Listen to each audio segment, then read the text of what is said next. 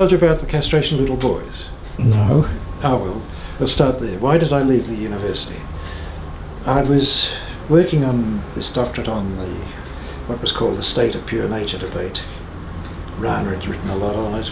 It is a core thing in old type theology about how does a created human reality experience the divine.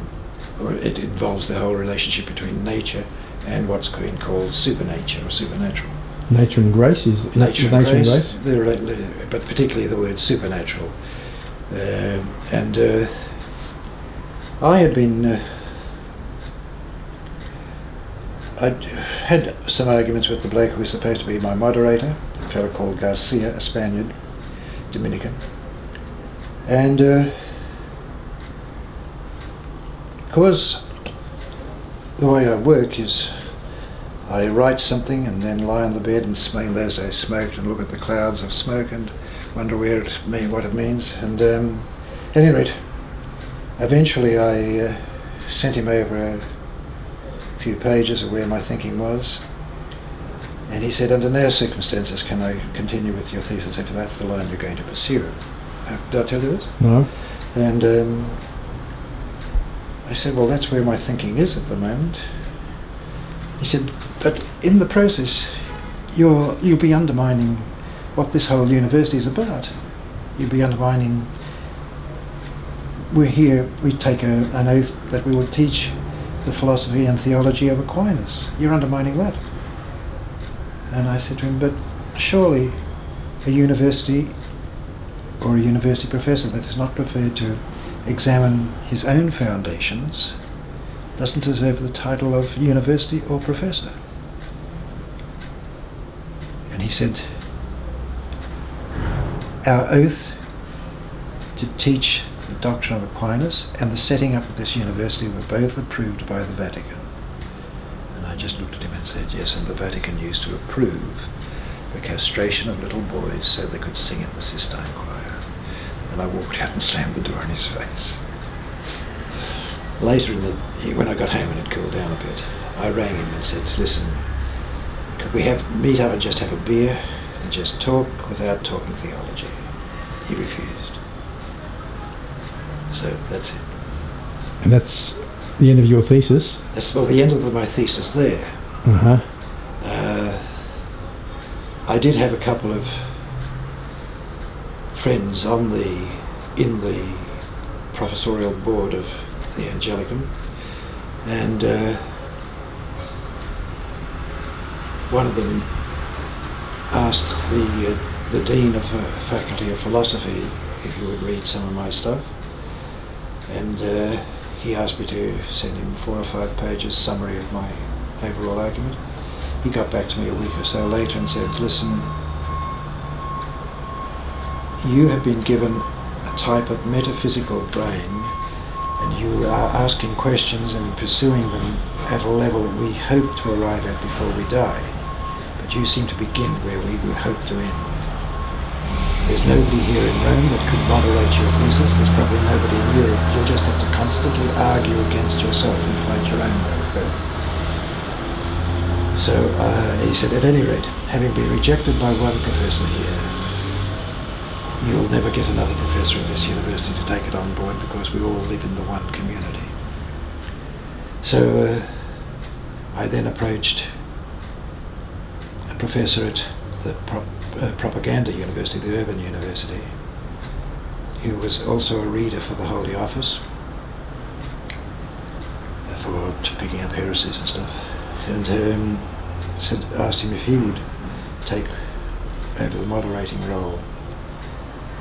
And he said, he read the stuff, and then he said, I'll accept you as a student following that line, as long as you present it as an investigation, not as a final answer. And I said, no thesis is ever a final answer.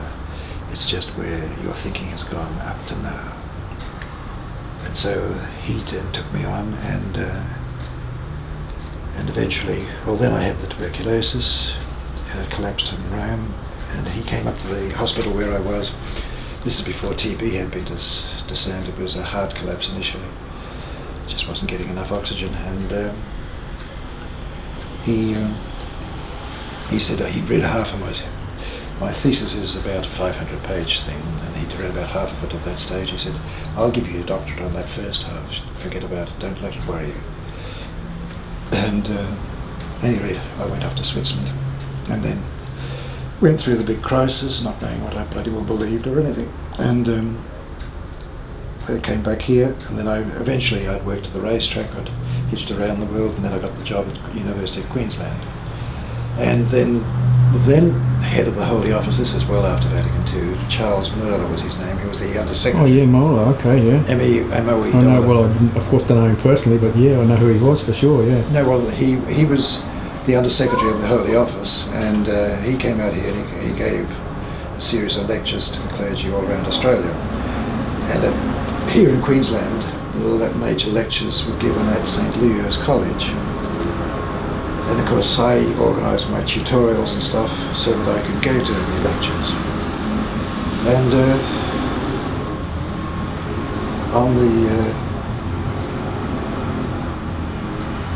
the university style, the way everything was done in those days, the whole crowd was broken into groups of 10 or so, and you were for discussion groups, and then you had to report back to the whole group. Then he'd given a lecture, and I'd taken a lot of notes, and then I was in this group, and I was, because of being used to taking notes, and that they asked if I'd be the reporter back. And they made 3 or 4 points that they wanted to throw back at Moeller.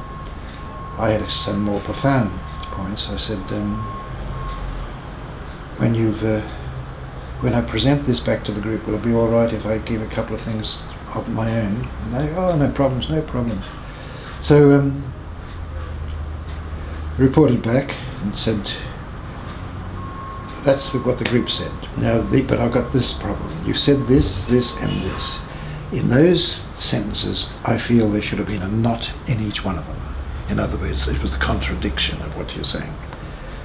Now, Moeller stood up and said, Father, please forgive me.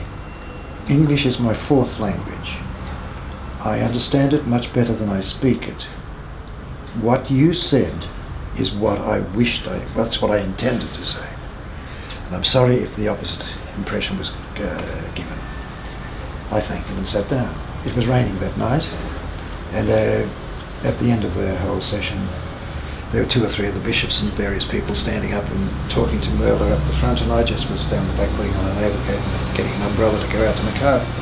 And I just got to the porte cochere outside St. Leo's, and there was this hand on my shoulder, and it was Moeller. He must have seen me going. And he said, Father, I can't insist. You are right in what you said. And well, I said, thank you for saying that, Monsignor, but I would like to have a yarn with you. He said, well, tomorrow afternoon after the last lecture, we finished the last lecture about 4, let's go for a walk. So we walked along the bank at the river at St. Lucia for an hour or so. And at one stage he asked me the question, how do you see the church today? And I said to him, to me it's like a seed that for a long, long time, possibly as far back as Trent or even much, much earlier, has lain in the ground. It's got its own, it's alive, it's got its own internal structures, but it's been cut off from the world about it. With the events of this last century, that's the war and the Nazi thing, with the events of this last century and the Vatican II, that seed has burst. Some cells are heading out and going up towards the sun, some are going down to the earth around them. But none of them can fit within the seed anymore. And I said, we had a similar possibility at the time of the Reformation. I just pray that neither side in this process will condemn the other.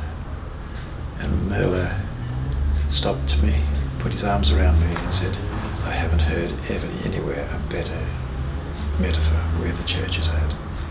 He said, where I stand in the church, I do not believe I'm called to follow the road you're following, but I stand at that part of the church's old structure where I can facilitate the transition of any cells that need to move out into the new.